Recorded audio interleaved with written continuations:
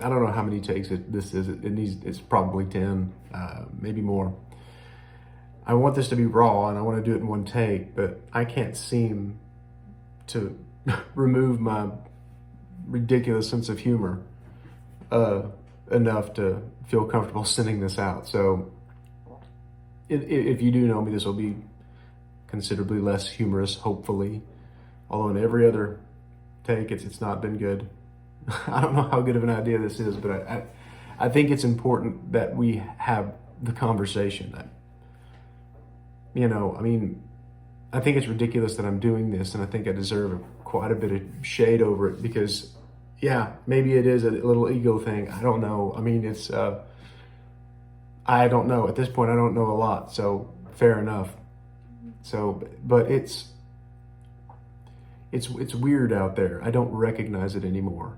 And I think the one thing that the COVID-19 thing virus did, is that it opened up my eyes to the fact that maybe slowing down a little bit's not a bad thing. I'm a member of the middle class. I live in Texas. And it seems like Regularville most of the time. I mean, we live our lives. We are around our families. We spend time with friends. We plan vacations. We try to do things around the house and budget projects and take the kids to sporting events and practice. And we've loaded our lives to such a degree that we don't have any time to actually sit down and think about what that means. We've become so disconnected politically, yet everything is spoken about in political terms. Everything can't be political. Our lives can't be political all the time.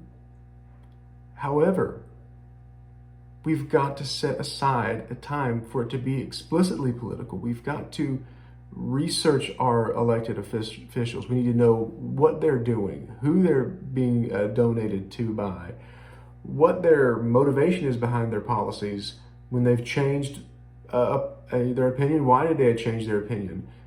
Was it a donation from somebody that has malicious intent or has explicit self-interest involved, negligent of the repercussions towards everybody else? This happens all the time. It's almost like we forgot that there's bad people, yet we assign malevolence to everything.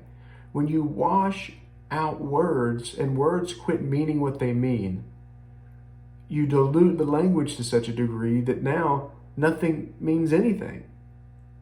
We've turned a blind eye to actual malevolence and just been not ignorance and stupidity.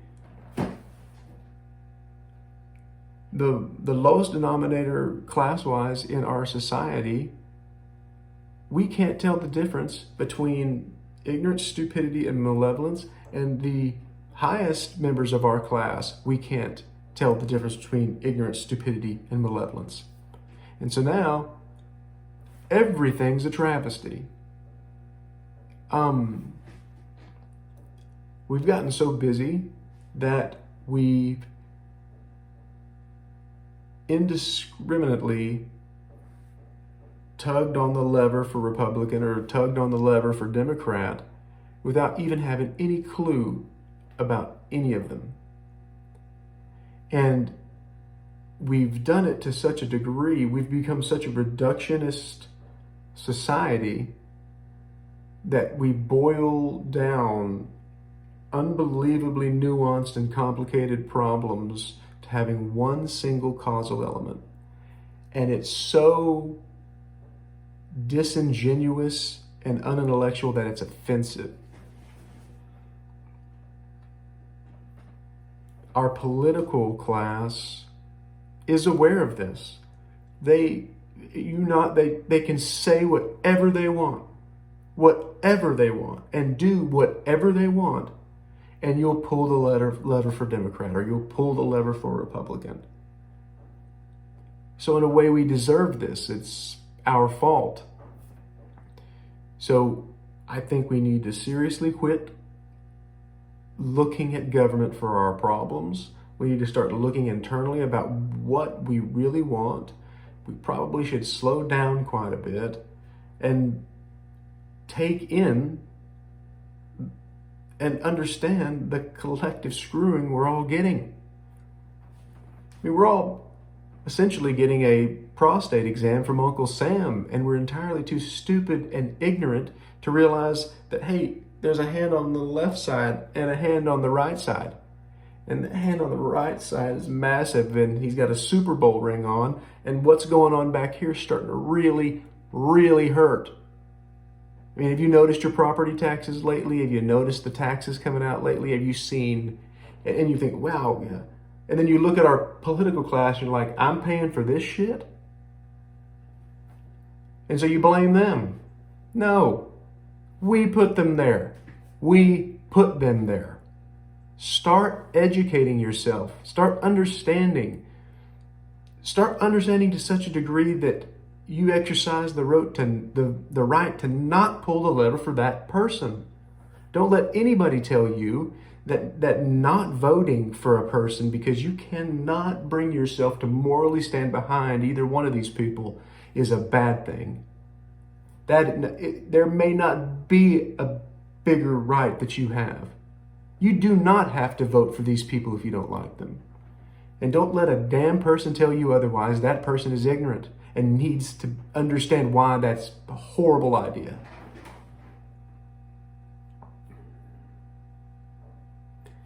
Our ideas need to be able to be sacrificed. We cannot allow our ideas, us to become so comfortable with our ideas that we don't pay attention to what that idea is doing.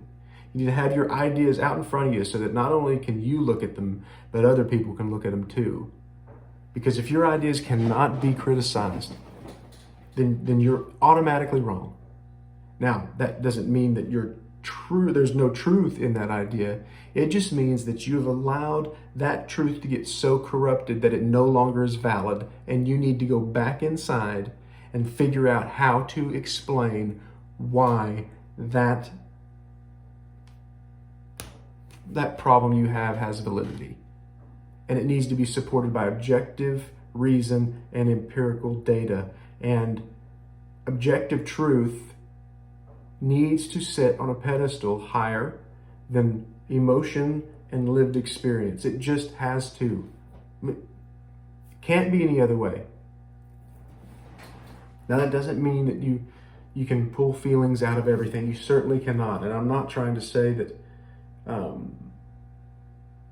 that feelings don't matter, but they just simply cannot matter as much as objective truth. It can't. And there was a time that we understood that. We didn't put it into practice too well, but we at least understood it so the conversation could be had. But we need to get back at least to the point where we can continue to have the conversation, because without the conversation, we're not all equal. And if you do not have the ability to say something ignorant far past anything that anybody would be deemed offensive, then you're going to outlaw ignorance. And I've had so many takes here, I don't know if I've already said this, but we're all ignorant about most things. I've realized over the course of many, many, many mistakes and many, many, many times having to overcome those ridiculous mistakes that I made, that I really don't know much of anything. And I guess in this way, I'm starting to just pretend like I do. But I'm just emotional about it. I'm tired of it. We're never going to get to a place of prosperity if we don't have the conversation. I think I went chased a bit of a rabbit there, and I can't remember exactly what I was talking about. But I think I was saying we all say ignorant things. And if we outlaw ignorance, most of the things that come out of our mouth are ignorant. So who's left to speak at that point? The people making up the rules? I mean, indiscriminately as we go? I mean, it's time to really take a look at your politicians and hold them to account, because what's going on is outrageous. The amount of money we're spending is outrageous. And not that we don't need to spend it, but it needs to be better spent. It needs to be much better spent. So much of that money goes to middle management and middle politics and things that don't actually get to the people it's purported to help.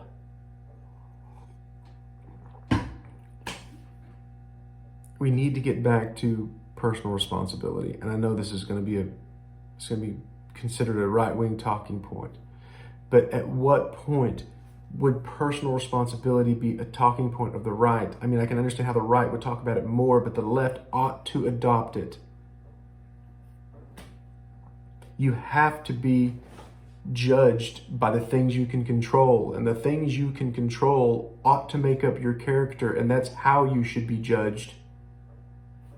And I guess I judge a person's character by their ability to not get hyperbolic and emotional about things that don't deserve it, and the ability for them to do that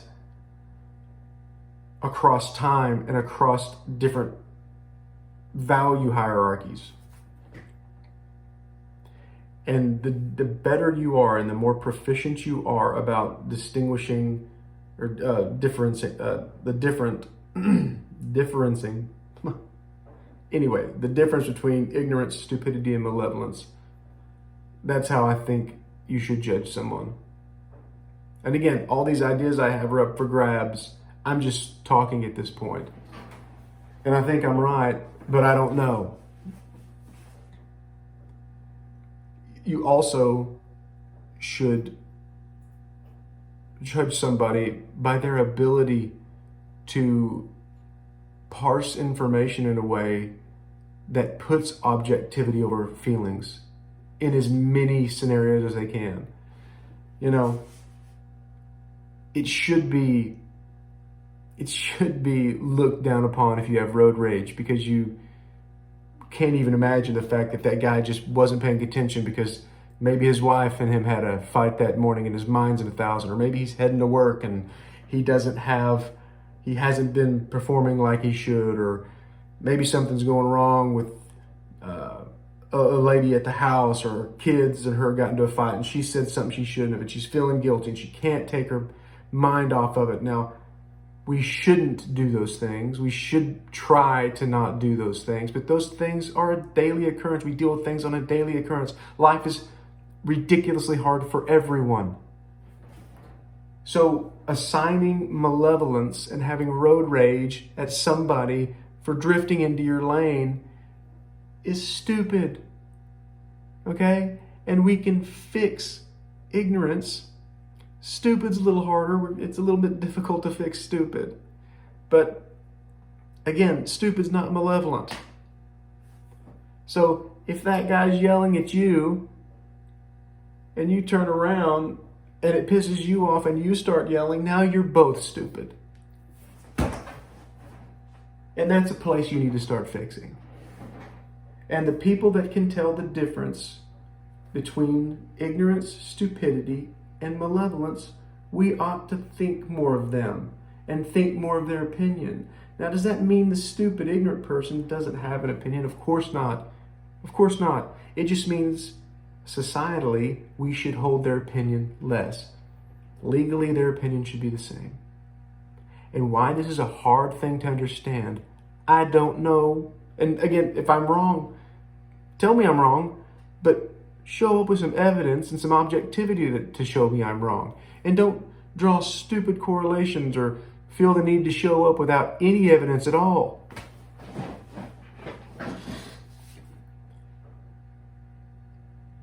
I'm not saying there's not police brutality. I'm not saying there's not racism. I'm not saying there's not oppression.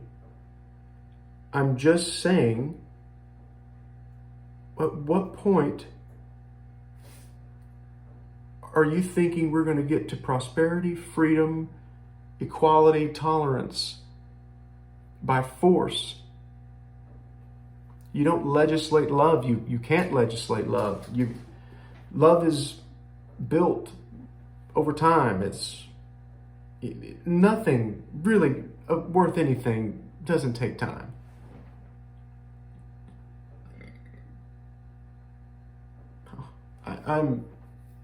I don't know. I just want us to understand that it's imperative that we put the voices that are actually speaking truth in a way that they learned through gathering evidence and establishing objective truths. Those people ought to be thought of higher than the others, and their opinions should be. And those should be the people that we elect. Those should be the people that are running news organizations. Those should be the people that are running any form of transmission of information. And we should, it's imperative to us as a people to seek those out so that our voice is heard when we seek out information. And when we narrow our information, places that we trust to get information, down to places we can tell that those are serious news organizations. But if we continue to watch, and I'm not saying don't watch the other side, definitely watch the other side.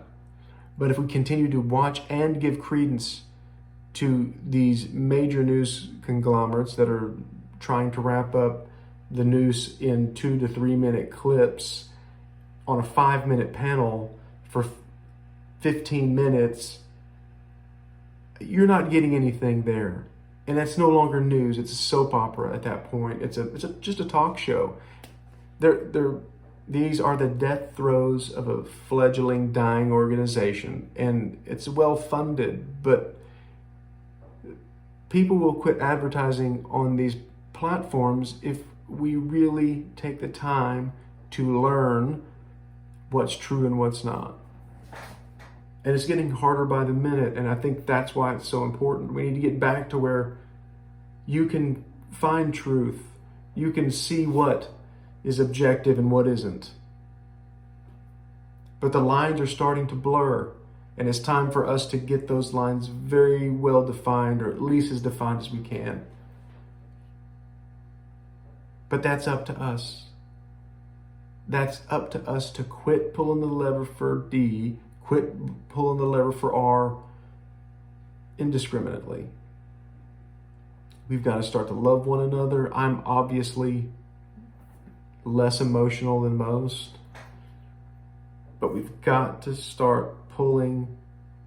quit pulling the lever indiscriminately, start holding our politicians to account, start self-examining, start examining the outside world critically. And we've got to think less of people that have an inability to do that. And again, that doesn't mean think less of them malevolently wise. It's think less of them and their opinion in that specific area in which they espouse that ignorant or stupid opinion. And the inability, and that might be the other part of the character, is how big is that gap between your stupidity and your ability to not be so stupid? And how big is that gap between your ignorance and your ability to not be so ignorant? If it's big, I think less of you. If it's small, I think more of you. Okay, it's start doing your job. You have a ton of rights that are not here in perpetuity if we don't start fighting for them. And how we fight for them is we learn why they're there, and we learn what responsibilities are attached to those rights, and we do everything we can to bring those two as close together as possible. And if we don't do that as an individual, we can't recognize it's not who and what is not doing it appropriately out there. You have to know how to do it before you can recognize the difference out there. We've given petulant children way too much of a voice than they deserve. If you're 20 years old, your opinion should matter, but it should matter way less. Who is listening to this that's 40, 30, 50, remembers the things they said when they were 20 and went, yeah, that was all real good. Yeah, no, everything, I had it all together. I had it all together. I was such a badass. I just couldn't believe it. It's just been downhill since then. Nobody. We've gotten to this where we've allowed petulant children to get us to have such a reductionist view on things that, again, an unbelievably nuanced, complex problem has one single causal element that has affected it, that's caused it. Yeah, race. Everything is racism. Everything is misogyny. Everything is a patriarchal whatever. All men are bad. White people should shut up. It's like, okay, all right, come on, really. We have to be able to have the conversation to get anything done. The reductionist thing is so ridiculous. I mean, have you ever flipped a quarter and gotten heads and just been shocked? Oh, there's another side. I mean, there are multiple sides. There are always multiple sides. I don't want to, I could continue going on for an hour and I should stop because as I'm getting emotional about it, I'm starting to make light of things that, you know, in a way just trying to somewhat normalize them. But we all need to take a step back and realize that, yeah, there's something wrong. And we don't know what it is. We don't know what it is because we've not been able to speak clearly for a long time now. And that needs to come back now. And we all need to start talking now. And as you can tell, I probably shouldn't be putting videos out, but I think it's time for people who are less talented at this, like me, to start speaking out because we just need to be able to talk. And I request that you take a look at this and understand this doesn't come from a place of malice. It's come from a place of love, of interest, of just fascination, horror. I've got all kinds of feelings that are causing me to act the way I'm acting during this video, and I'm trying to keep it together to a degree that I don't lose my job or cause somebody else to lose theirs. It's just time to talk. So if you resonate with anything here, then pass it along. If you don't. But if you do, pass it along and then also make yours. Let's get the conversation out there. We don't have to be right, but we do have to talk. So, thanks.